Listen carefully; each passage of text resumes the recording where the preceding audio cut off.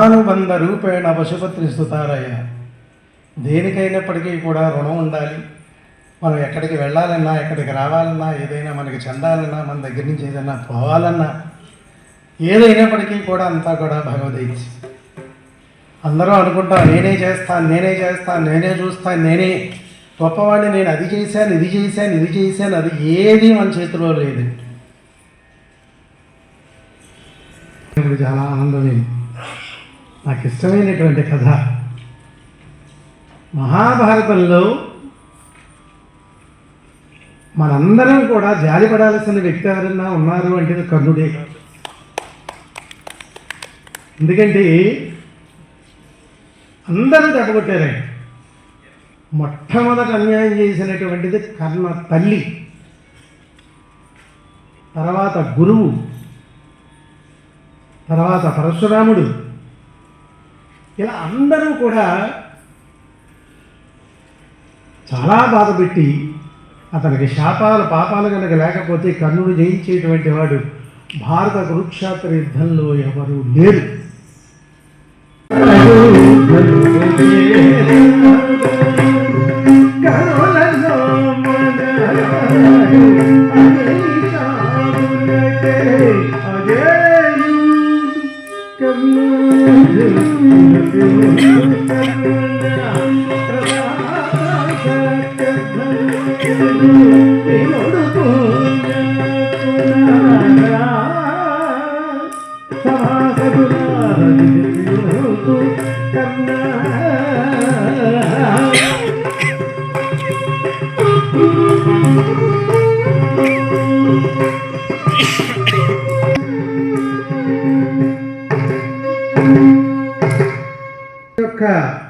కుమార్తె పృథాదేవి కుంతి గోత్రుడు పెంచుకున్నాడు కాబట్టి ఆ అమ్మాయికి కుంతి అనేటువంటి పేరు వచ్చింది. ఆ అమ్మాయి చిన్న వయసులో ఉండగా ఒక సమయంలో వాళ్ళ ఇంటికి వచ్చాడు దుర్వాస మహర్షి. దూర్వాసుడంటే మహాకోపిష్టివాడు. మహర్షుల్లో కోపగొట్టేవాడు ఎవరన్నా ఉన్నారు అంటే ఆయనే.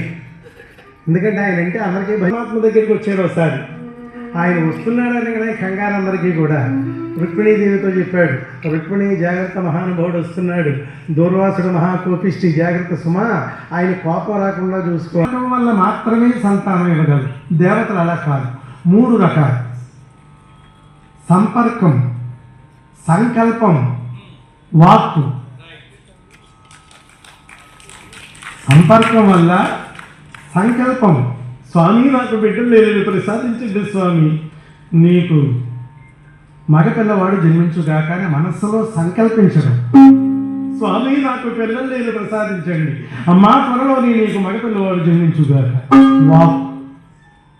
ఇలాగ 3 రకాలుగా సంతానోత్పత్తి చేయగలిగినటువంటి శక్తి దేవతలకు ఉంది, మనకు లేదు. సాధించి అంతర్ధానమైపోయాడు సూర్య భగవానుడు. ఆవిడకి అప్పుడు ప్రారంభమైంది కష్టం. శిశువునెత్తుకు ఇల్లు చేరుదునా, నా తల్లిదండ్రుల దళతులు, మంత్ర ప్రభావ సంభవుడు ఇతడవుదునా, నా మాటలెవరు నమ్మబోరు, మరి వార్త ఎల్లది రింగిదా, అవివాహితమై ఉండవలసి వచ్చును. మౌని నాకేటికి పాడు మంత్రమిచ్చే, దీనిని నేను పరీక్షింపనే, కనులు తెరవని చిరుత పాపను చిచి అకట, గుండె రాయి చేసుకునవలసే. బిడ్డను తీసుకుని ఇంటికి వెళితే ఏ పాడు పని చేశావి, ఈ బిడ్డ ఎక్కడ వాడు అంటారు. మంత్ర ప్రభావంతో పుట్టాడమ్మా అంటే ఆ మాటలు ఎవరు నమ్మరు. ఈ వార్త కనుక అందరికీ తెలిసిందా, పెళ్లి లేకుండా అవివాహితగా ఉండాల్సిన పరిస్థితి వస్తుంది. ఆ మాయదారి మహర్షి ఎందుకు ఇవ్వాలి ఈ మంత్రం, ఎందుకు నేను పరీక్షించాలి, ఏం చేయని బిడ్డది. అది సహజ కవచ కుండలాలతో జన్మించాడు పిల్లాడు, దివ్య తేజస్సు. బంగారం కనుక చేతిని పెడితే కనపట్టలేదండి. అంటే అంత బంగారపు ఛాయలో ఉన్నాడు అందగాడు కర్ణుడు. సూర్య భగవానుడు అనుగ్రహంతో జన్మించాడు కదా, దివ్య తేజస్తో ఉన్నాడు, సహజ కవచ కుండలాలతో జన్మించాడు. ఇక చేసేది లేక తన యొక్క జీవితం ఎక్కడ నాశనం అయిపోతుందనే ఉద్దేశంతో ఈలోగా గంగా నదీ తీరంలో కొట్టుకొచ్చిందండి దివ్యమైనటువంటి బంగారపు పెట్టి సూర్య భగవానుడి అనుగ్రహంతో. లేత లేత ఆకులు పువ్వులు కూడా అందులో వేసింది బిడ్డకి నొప్పి తగలకుండా. అందులో బిడ్డను ఉంచింది. ఎవరైనా ఈ బిడ్డకి దొరికినటువంటి వాళ్ళు పేదవాళ్ళైతే ఇబ్బంది పడతారని తన ఒంటి మీద ఉన్నటువంటి బంగారపు నగలన్నీ కూడా చుట్టూరు ఆ పెట్టెలో పేర్చి విడవలేక విధి లేక తప్పనిసరి పరిస్థితుల్లో వదిలేసింది కుంతీదేవి. కర్ణుడికి మొట్టమొదటి అన్యాయం చేసిన వాళ్ళు ఎవరండి? కన్న తల్లి. ఆవిడ జీవితం నాశనం అయిపోతుంది అనేటువంటి ఉద్దేశంతో వదిలేసింది. ఇక ఆ యొక్క పెట్టి అలా కొట్టుకుని తిన్నగా బయలుదేరి అతిరథుడు అనేటువంటి ఒక సూతుడు సూర్యోపాసన చేస్తున్నాడు. సరిగ్గా సూర్యోపాసన సతాశ్వరథమారూఢం ప్రచండం కశ్యపాత్మజం. Bharati Visakha music and dance academy గత 39 సంవత్సరాలుగా అనేక రంగాల్లో ఉన్న కళాకారుల్ని హరికథ, బుర్రకథ, తోలుబొమ్మలాట, సంగీతం, సాహిత్యం, నృత్యం, నాటకం ఇలాగ అందరినీ పిలిచి కార్యక్రమాలు చేయడం ఆనవాయితీగా వస్తాం. కూడా జూలై నెలలో 3 రోజుల పాటు ఆదిభట్ల నారాయణ గారిని తలుచుకుంటూ హరికథ ఉత్సవాలు చేయడం కూడా ఒక ప్రత్యేకత. 3 రోజులు అంటే 18, 19, 20 3 రోజుల పాటు 3 హరికథలు పెట్టి హరికథ ఉత్సవాలు చేస్తున్నాం. అందులో భాగంగా నిన్న జరిగింది సుందరకాండ హరికథ. ఎంత అద్భుతంగా చెప్పిందంటే ఆవిడ కాళ్ళ నిర్మణ భాగవతారిని భక్తులు ఆనందపరిపోయి ఆఖరికి అందరూ కూడా 10,000 రూపాయల వరకు చదివించారు. ధర్మాన్ని ప్రాపగేట్ చేయాలి అంటే రామాయణ పారాయణ చేయాలి, లేకపోతే భక్తిభావం పుస్తకాలు చదవాలి అని ఉద్దేశంతో వచ్చిన అనౌన్స్మెంట్ చేస్తాం. రామాయణ పారాయణ సుందరకాండ ఎవరైనా పారాయణ చేద్దాం అనుకుంటే పేర్లు ఇవ్వండి అంటే 22 మంది ఇచ్చారు. ఆ రామానుగ్రహం ఎలా ఉంది అంటే ఊరంతా గాలిస్తే దొరకడం 23 పుస్తకాలే దొరికాయి. ఇవాళ 2వ రోజు దాన వీర శూర కర్ణ అంటే మందర లేని రామాయణం లేదు, కర్ణుడు లేని భారతం లేదు.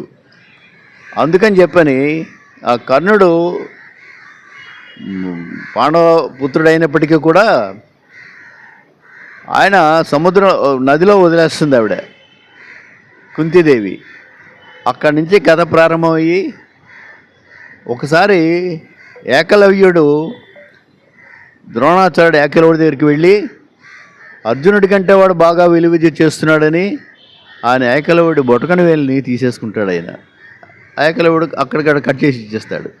అది చూసిన కర్ణుడు అర్జునుడి మీద అంత పక్షపాత బుద్ధి చూపించి ఎవరిని అర్జునుడి కంటే పైకి రాకుండా చేస్తున్నాడు కాబట్టి నేను విలువిద్య నేర్చుకుంటానని చెప్పి కర్ణుడు ప్రారంభిస్తాడు. ఆయన పరశురాముడి దగ్గర శిష్యుడికం చేసి బ్రాహ్మణుడని వెళ్తాడు అక్కడికి విద్య నేర్చుకోవడానికి.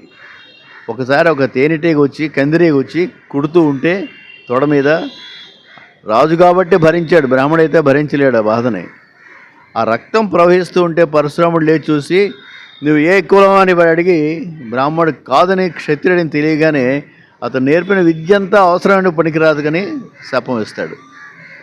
అలాగే ఆయనకి ఇచ్చిన అస్త్రాలన్నిటికీ కూడా ప్రతి వాళ్ళు కూడా ఇవ్వడం, ఒక శాపం పెట్టడం, అవసరానికి పనికిరాదని చెప్పడం, ఇలా జరగడంతో కర్ణుడు పాపం అందరికంటే అర్జునుడి కంటే విలువిద్యలో గొప్పవాడైనప్పటికీ కూడా అది ఆ విద్య పనికి రాకుండా అయ్యేటట్టుగా కర్ణుడు దుర్యోధనుడితో చేరి ఆఖరికి ఇతను సూతపుత్రుడి కింద పెరుగుతాడు.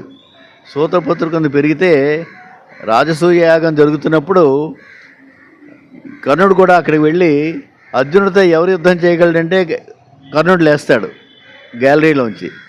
లేవగానే అప్పుడు ఇది రాజులే కానీ ఇంకెవరు చేయకూడదు అని అన్నప్పుడు దుర్యోధనుడు ఇతను ఇమ్మీడియట్గా అంగరాజ్యానికి రాజుని చేసి అంత గొప్ప స్నేహితుడిగా చేసుకొని కురుక్షేత్రంలో కూడా ఆఖరి వరకు అతనితోటే ఉండి అంత బాగా జరిపించిన కర్ణుడి కథ ఇవాళ దానవీర సూరకర్ణ.